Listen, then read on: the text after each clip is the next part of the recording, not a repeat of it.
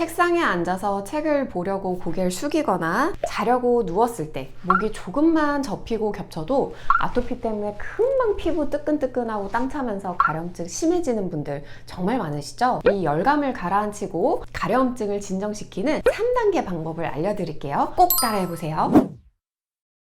안녕하세요. 아토피를 이겨낸 한의사 청아한의원 대표 원장 이문교입니다. 오늘은 목에 아토피가 있을 때 가려움증을 10분 내로 가라앉히는 방법에 대해서 알려드릴게요. 앞쪽 목 주름 따라서 아토피가 심한 분들, 그래서 조금만 고개를 오래 숙이고 있거나 목에 피부가 겹쳐지면 가려움증이 심해지는 분들은 오늘 영상에 꼭 집중해 보시면 좋겠습니다.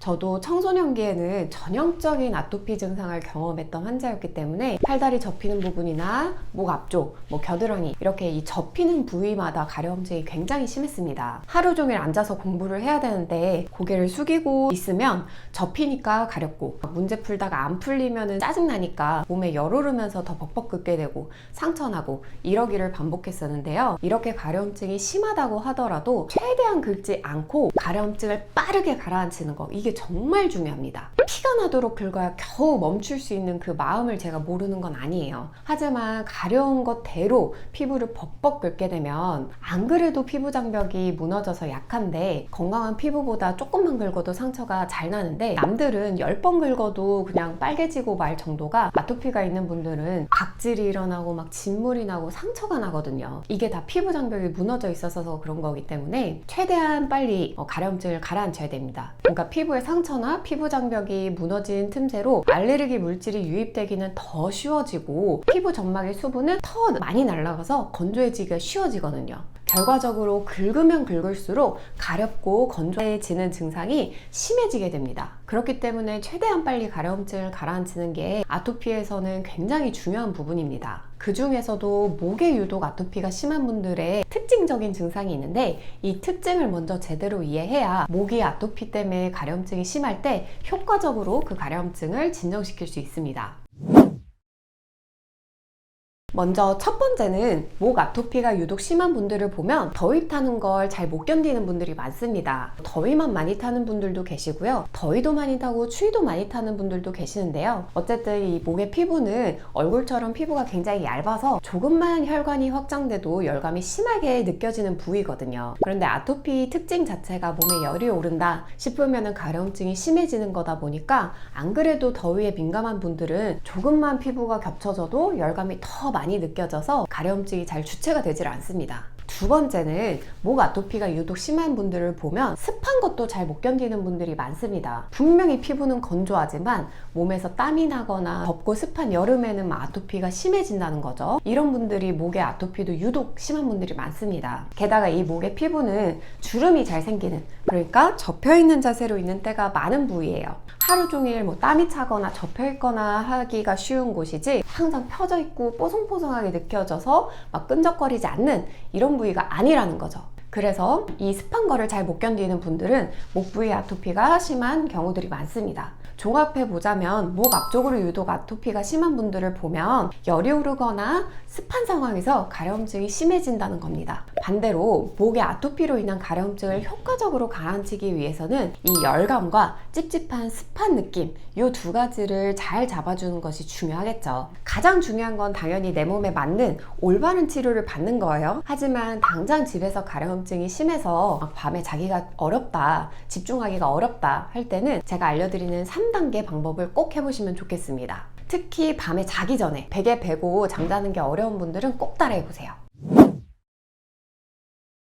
1단계는 찬물로 목 피부를 닦아주는 것입니다. 찬물로 피부를 닦으면 가려움증을 느끼는 신경 감각을 둔화시키는 효과가 있습니다. 우리 몸에서 가려움증을 느끼는 신경세포는 피부가 뜨끈뜨끈할수록 활성화됩니다. 피부가 따뜻할수록 가려움증이 잘 느껴진다는 거죠. 반대로 피부의 온도를 낮춰주면 가려움증이 확연하게 줄어들기 때문에 이 생리현상을 이용해서 가려움증을 진정시키는 겁니다. 이때 주의해야 될 점은 찬물로 한번 쓱 닦아내는 정도만으로는 피부의 열을 충분히 가라앉히기가 어렵습니다. 그렇기 때문에 한번 쓱 닦아내는 정도면 그냥 피부만 건조해지고 피부의 열감을 충분히 가라앉지는 않기 때문에 오히려 더 긁거나 심하게 긁을 수 있어요. 반드시 1분 이상 찬물로 닦아주시는 게 좋고, 가려움증이 심한 경우에는 3분 3분 이상 충분히 닦아내는 게 열감을 가라앉히는 데도 좋습니다. 그리고 나서 이제 물기를 잘 닦아주시면 되고요. 2단계는 보습을 하고 잘 말려주는 것입니다. 목 주름 따라서 아토피가 심한 분들은 습한 느낌, 끈적한 느낌에도 취약하다고 했죠. 하지만 기본적으로 아토피는 피부가 건조하면 가려움증이 심해지기 때문에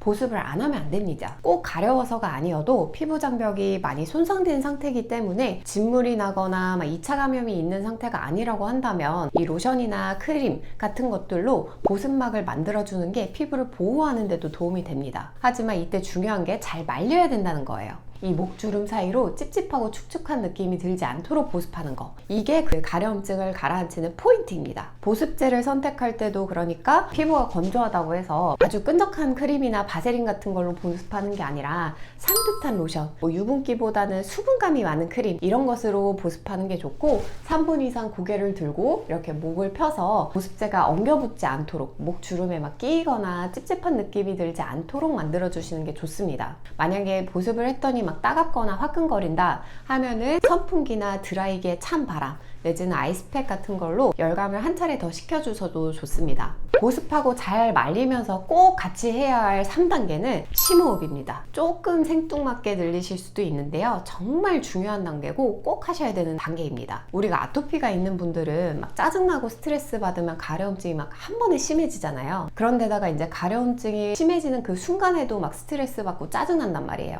그럼 이렇게 스트레스 받는 순간에는 교감신경이 확 항진되고 그러면서 가려움증에도 더 취약해지는데요. 반대로 인위적으로 부교감신경을 활성화시키고 항진된 교감신경은 누그러뜨리면 스트레스가 순간적으로 줄어드는 건 물론이고 간접적으로 열과 땀이 한 차례 더 가라앉으면서 가려움증도 줄어들게 됩니다. 때문에 이 보습하고 잘 말려주면서 심호흡을 같이 해주시는 게 정말 좋습니다. 이때 중요한 건 호흡을 깊고 천천히 하되 이렇게 들이마시는 숨보다 하고 내쉬는 숨이 길어질 수 있도록 해주셔야 합니다. 예를 들어서 하고 4초 들이마셨으면 하고 6초 내쉬는 방식이라는 거죠. 이렇게 하셔야 이제 심박수가 낮아지고 몸에 열이나 땀 같은 것이 식으면서 가려움증이 줄어드는 효과를 더 잘 보실 수 있습니다. 그러니까 정리를 해보자면 우선 찬물로 씻어서 피부의 열감을 낮춰주고 끈적이지 않게 보습을 해주고 심호흡으로 몸을 이완시키는 거,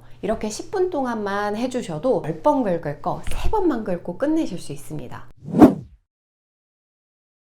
만약에 이렇게 3단계 방법을 했는데도 가려움증이 가라앉는 효과를 잘 보지 못한다 하는 분들도 분명히 계실 거예요. 이런 경우는 크게 두 가지로 볼 수 있는데요. 첫 번째는 이미 2차 감염이 있거나 피부 손상이 심해서 진물이 계속해서 나고 있는 분들입니다. 이런 경우에는 원인균에 맞는 치료나 진물을 줄여주는 치료가 먼저 진행이 되어야 합니다. 특히 2차 감염 같은 경우에는 항생제나 항진균제, 항바이러스제 치료를 하는 것만큼 빠른 방법이 없습니다. 스테로이드처럼 사용을 중단했을 때 리바운드가 생기는 게 아니거든요. 감염을 치료하는 약이기 때문에 반드시 원인균에 맞는 치료를 해주셔야 되고요. 진물이 나는 상태라고 하면은 물로 씻거나 하는 게 아니라 이 스포를 통해서 진물을 멎게 만드는 거, 이게 우선시 되어야 합니다.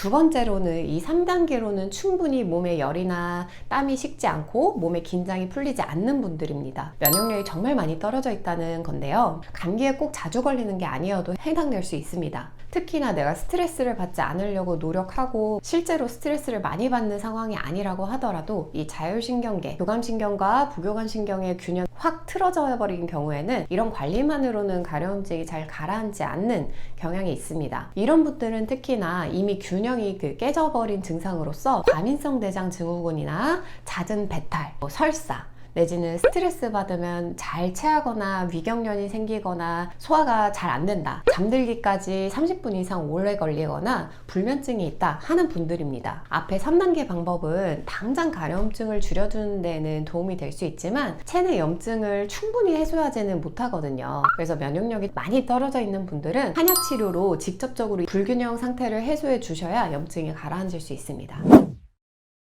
오늘은 이렇게 목의 아토피가 심해서 가려움증이 심할 때 해결 방법에 대해서 알려드렸는데요. 목의 아토피 때문에 고개 숙이고 있거나 잠드는 게 어려운 분들, 잠들기 전에 꼭 해보시면 좋겠고요. 마지막에 말씀드린 것처럼 이 방법으로 해결되지 않는다고 하더라도 절대 절망하지 않고 피부뿐만 아니라 내 이 몸속을 치료하면 오히려 피부 질환이 얼마든지 나을 수 있다 하는 점을 꼭 기억하셨으면 좋겠습니다. 감사합니다.